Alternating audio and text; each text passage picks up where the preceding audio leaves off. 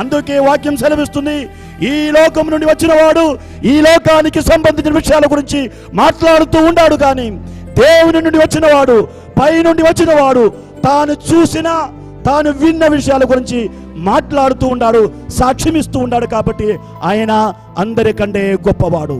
పై నుండి వచ్చిన వాడు అందరికంటే గొప్పవాడు. యేసు ప్రభు చూసిన విషయాల గురించి మాట్లాడారు, విన్న విషయాల గురించి మాట్లాడారు. కాబట్టి మోక్ష మార్గం గురించి మనం ఆలోచించేటప్పుడు, దేవుని దగ్గరికి వెళ్ళే మార్గం గురించి ఆలోచించేటప్పుడు మొట్టమొదటిగా మనం యేసు ప్రభు గురించి ఆలోచించాలి.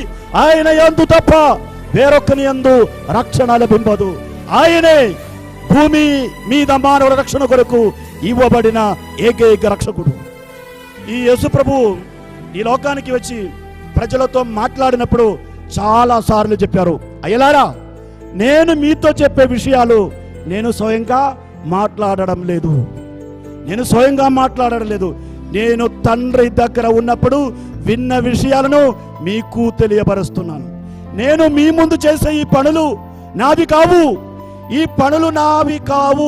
ఈ పనులు దేవుని సన్నిధిలో ఉన్నప్పుడు, తండ్రి వక్షస్థలమున ఉన్నప్పుడు నేను చూసిన పనులే. ఆ పనులను నేను మీ ముందు చేస్తున్నాను.